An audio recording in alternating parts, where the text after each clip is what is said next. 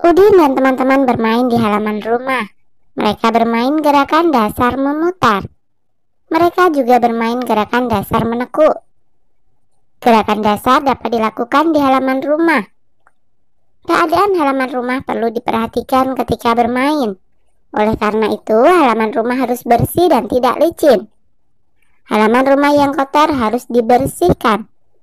Air yang tergenang juga harus dikeringkan terlebih dahulu. Hal ini berguna untuk keselamatan ketika bermain. Nah, amati dan bacalah teks percakapan berikut dengan lafal dan intonasi yang tepat. Siti berkata, halaman ini masih kotor dan tergenang air. Kita harus membersihkan dan mengeringkannya. Bagaimana ya cara kita mengeringkannya? Udin menjawab, betul. Halaman ini harus bersih dan kering agar tidak licin.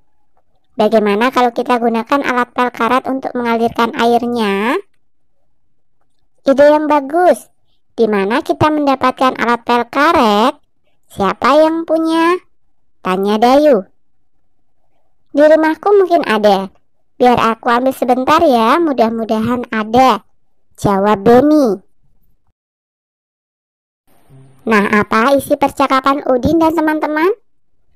Iya, isinya mengenai kegiatan membersihkan dan mengeringkan halaman tempat bermain dari sampah dan genangan air. Mengapa tempat bermain harus bersih dan kering? Agar aman saat digunakan untuk bermain. Apakah tindakan Udin dan teman-teman sudah benar? Iya, sudah benar.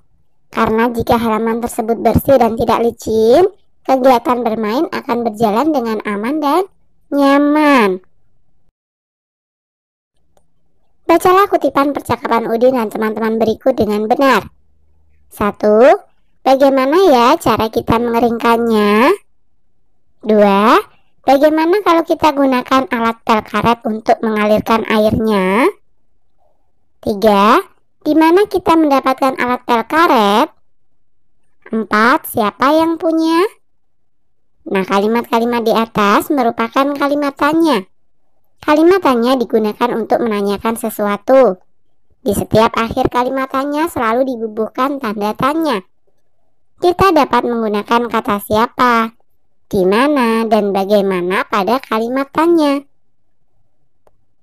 Nah, coba diskusikan dengan temanmu, isi gambar dengan mengikuti petunjuk berikut. Duduklah berpasangan dengan temanmu. Amati gambar berikut dengan teliti. Tuliskan pertanyaan-pertanyaan yang sesuai dengan isi gambar tersebut. Tuliskan dengan menggunakan kata apa, mengapa, kapan, siapa, di mana, dan bagaimana. Tuliskan pertanyaanmu pada kolom berikut. Nah, yang pertama, apa yang terjadi dengan Edo? Kemudian yang kedua, mengapa Edo terjatuh? Yang ketiga, kapan Edo terjatuh? 4. Siapa yang menolong Edo? 5. Di mana Edo terjatuh? Dan yang keenam, bagaimana keadaan Edo? Nah, itu tadi hanya sekedar contoh kalimat tanya ya. Jika kalian punya kalimat sendiri, kalian bisa menuliskannya. Jangan lupa bubuhkan tanda tanya di akhir kalimat. Nah, sekarang coba bacakan pertanyaan yang kamu tulis dengan lafal dan intonasi yang tepat. Udin dan teman-teman bermain gerakan menekuk. Gerakan menekuk banyak bentuknya. Gerak dasar menekuk lutut. Gerakan menekuk lutut bertujuan untuk melatih kekuatan otot paha. Selain itu, berguna juga untuk kelenturan kaki. Berikut beberapa gerak dasar menekuk lutut. 1. Gerak setengah jongkok. Gerak dasar menekuk lutut setengah jongkok. Kemudian yang kedua, gerak jongkok penuh. Gerak dasar menekuk lutut jongkok penuh. Gerakan menekuk lutut dapat juga dibuat dalam kegiatan bermain. Kita dapat bermain kucing jongkok. Bermain kucing jongkok dapat dilakukan di air atau di darat. Perhatikan gambar berikut dengan teliti. Nah, gambar yang pertama ini adalah bermain kucing jongkok di darat. Dan yang kedua ini adalah bermain kucing jongkok di air. Cara bermain kucing jongkok di darat. 1. Tentukan area bermain dengan membuat garis pembatas lokasi bermain. 2. Buatlah garis melingkar seolah-olah lingkaran itu merupakan genangan air.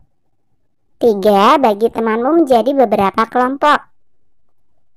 4. Setiap kelompok menentukan seorang yang menjadi kucing. 5. Kucing harus berada di tengah kelompok. 6. Siswa yang lain dikejar oleh sang kucing. 7. Apabila dikejar sang kucing, siswa bisa jongkok. 8. Apabila tidak sempat melakukan jongkok, siswa yang dikejar menjadi kucing. 9. Ketika berlari harus memperhatikan garis lingkaran yang dinyatakan seolah-olah genangan air. 10. Ketika tepat berada di atas lingkaran, siswa harus berlari seolah-olah berlari di atas air. Nah, cara bermain kucing jongkok di air yang pertama, bagi temanmu menjadi beberapa kelompok. 2. Setiap kelompok menentukan seorang yang menjadi kucing. 3. Kucing harus berada di tengah kelompok. 4. Apabila dikejar sang kucing, siswa bisa jongkok. 5. Apabila tidak sempat melakukan jongkok, siswa yang dikejar menjadi kucing. 6. Ketika berlari harus berhati-hati, karena dasar kolam yang licin bisa membahayakan diri. Nah, lakukan kegiatan berikut dengan benar. 1. Gerak dasar menekuk lutut setengah jongkok. 2. Gerak dasar menekuk lutut jongkok penuh. 3. Bermain kucing jongkok. Udin dan teman-teman telah bermain kucing jongkok. Bermain kucing jongkok merupakan bagian dari kegiatan olahraga. Walaupun berbeda suku bangsa, Udin dan teman-teman berolahraga dengan rukun. Hidup rukun mencerminkan sikap persatuan dalam keberagaman. Nah, diskusikan dengan temanmu kegiatan-kegiatan berikut. Diskusikan contoh kegiatan olahraga lain yang mencerminkan sikap persatuan dalam keberagaman. Tuliskan hasil diskusimu pada tabel berikut. Nah, yang pertama, nama olahraganya adalah bermain kucing jongkok. Kemudian yang kedua, sepak bola. 3. Kasti. 4. Gobak sodor.